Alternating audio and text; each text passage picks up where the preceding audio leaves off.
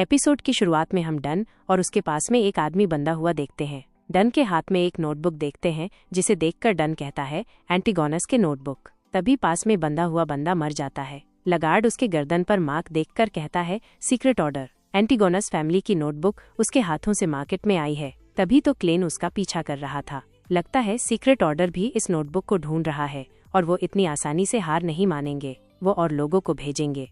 हमें secret order से पहले उस नोटबुक को ढूंढना होगा। इस पर डन कहता है, कैप्टन क्लेन के पास इस नोट के बारे में एक सुराग है। तभी हम दूसरी तरफ क्लेन को देखते हैं, जिसे एक आदमी मरा हुआ दिखता है और उसमें कीड़े लग रहे होते हैं। इसे देखकर क्लेन को उल्टी आने लगती है। तभी वहां डन आता है और कहता है, मैं यहीं था उस नोटबुक के साथ। तभी तो उसने अपना आपा खो दिया।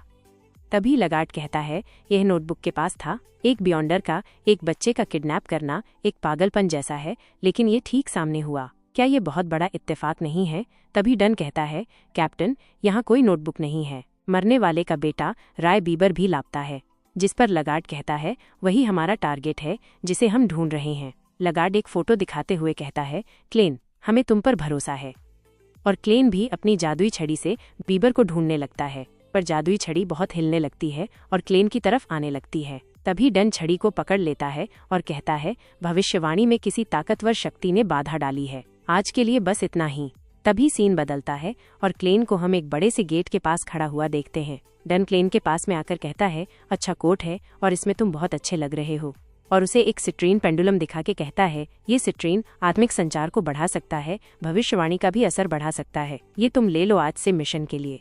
और होली कैथेड्रल ने एक ग्रेड 2 सील्ड आर्टिफैक्ट के इस्तेमाल को मंजूरी दे दी है बीबर का पता लगाने के लिए। ये कुछ खास बियॉन्डर आइटम होते हैं, कुछ बहुत ज्यादा पावरफुल होते हैं और कुछ के पास विनाशकारी पावर भी होती हैं। उन पर सख्त निगरानी रखनी पड़ती है। वो हर चाइनीज गेट के पीछे सील किए गए हैं और ग्रेड 2 खतरे का लेवल है। क्लेन मोरिटी का एंटीगोनस फैमिली की नोटबुक से एक रहस्यमयी रिश्ता है, एक सीक्वेंस 9 सीर। ये दोनों बैकलैंड से हैं। अर्ल हंसेन, सीक्वेंस 7 नाइटमेयर और बोर्गिया, सीक्वेंस 8 ग्रैवडिगर। एक तीसरा भी है, Daly Simone, sequence 7 spirit medium, जिस पर डेली बोलती है, तुम्हें देखकर अच्छा लगा।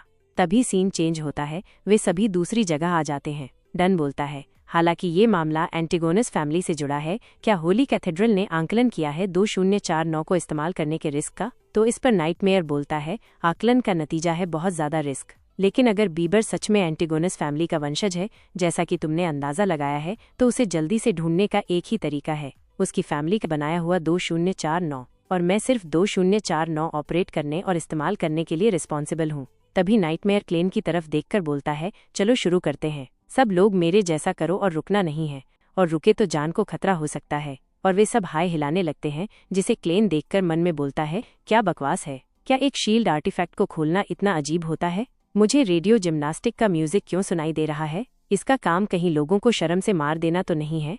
तभी वहां पर एक बैग गिरता है, तो क्लेन उसे देखकर बोलता है, ये तो जिंदा है। तभी इस बैग में से एक जोकर टाइप की डॉल निकल कर आती है, जिसे क्लेन देखकर बोलता है, कितनी प्यारी चीज है, क्या ये खतरनाक हो सकती है? तभी डॉल और चिल्लाते हैं। क्लेन कहता है, मैं हिल नहीं पा रहा। तभी वो डॉल क्लेन का धागे से गला दबाने लगती है, जिस पर क्लेन बोलता है, क्या मैं मरने वाला हूँ? तभी लगार्ड आकर उन धागों को हटा देता है। फिर क्लेन की तरफ वो डॉल आने लगती है। क्लेन इसे अपनी तरफ आता देखकर भागने लगता है, पर डॉल उसी की तरफ ही बढ़ रही होती है। डेली बोलती है, लगता है ये चीज तुम्हें पसंद करती है। तो डन बोलता है, तुम इसके जितने करीब होते हो उतना ही तुम टारगेट बनते हो। शायद इसलिए क्योंकि क्लेन ने नोटबुक को छुआ था। जब तक थोड़ा सा भी औरा है, 2049 रिएक्ट करेगा। चिंता मत करो, इसमें जिंदा होने का गुण है और ये तबाही मचाने के लिए भी जानी जाती है। अपने सभी साथियों में से यही कातिल डीमन नहीं है। तभी लगार्ड बीबर का कोट नीचे डाल देता है, जिसे देखकर डॉल की आंख लाल हो जाती है और वो कोट की तरफ भागने लगती है, जिसे नाइटमेयर देखकर बोलता है, 2049 बेकाबू हो गया है। ये कंफर्म हो गया है कि ये राय बीबर एंटीगोनस फैमिली का वंशज है। तुरंत ट्रैकिंग शुरू करो। फिर वे सभी हाथ हिलाकर बाहर आने लगते हैं, जिस पर क्लेन बोलता है, मैं 20 साल का हो गया पर आज तक ऐसी बेइज्जती कभी नहीं हुई। फिर वे सभी बग्घी में बैठकर चले जाते हैं। फिर सीन चेंज होता है। डार्क वेयरहाउस का सीन, जहां रे बीबर था और पीछे से जोकर वाला आदमी बोल रहा था, परिवार के नाम पर वंश पुनर्जीवित हो और साथ लौट आए। फिर बीबर के अंदर से एक मॉन्स्टर निकलता है और किताब के सहित उसे निगल जाता है। तभी जोकर वाला आदमी एंटीगोनस को आते हुए देख लेता है और बोलता है, मैं लेट हो गया, लेकिन नोटबुक पहले ही ऑब्जर्व हो चुकी है, शायद अभी भी एक डेबिट मोड बाकी है। फिर अपने हाथ देखकर बोलता है, छोटे कीड़े, हमारा काम आ गया है। मैं तुम्हारे लिए एक जादू करता हूँ और तुम्हारी मदद करता हूँ। तभी क्लेन और बाकी सब वहाँ आ जाते हैं। डन क्लेन से बोलता है, क्लेन बीबर के लिए देखो। तो क्लेन सिट्रीन पेंडुलम निकाल कर ढूंढने लगता है। वेयर हाउस में खतरा है, वो भी बहुत बड़ा। तभी सामने वाला गेट खुलता है और उसमें से रेड कलर का स्मोक निकलने लगता है और जमीन हिलने लगती है। फिर उस स्मोक में से बहुत बड़ा मॉन्स्टर निकलता है और वो बैग यानी कि 2049 की तरफ भागने लगता है, जिसे देखकर डन क्लेन से बोलता है, ये काबू से बाहर हो गया है, इससे दूर रहना और अपनी रक्षा करना। फिर लगार्ड और डन उसे लड़ाई करने के लिए जाने लगते हैं। लगार्ड बोलता है, डर, खौफ, लालच, उम्मीद, कम से कम एक चीज तो सच है, वो ये है कि जिंदगी किसी के लिए नहीं रुकती और बाकी सब झूठ है। फूल खिलने के बाद वो हमेशा के लिए मर जाता है। अभी वो मॉन्स्टर चिल्लाने लगता है, जिसे देखकर डन बोलता है, ये आम बियॉन्डर डिरेलमेंट नहीं है, ये एक आत्मा है, जल्दी इसकी कमजोरी ढूंढो। लगता है इसे नोटबुक कंट्रोल कर रही है।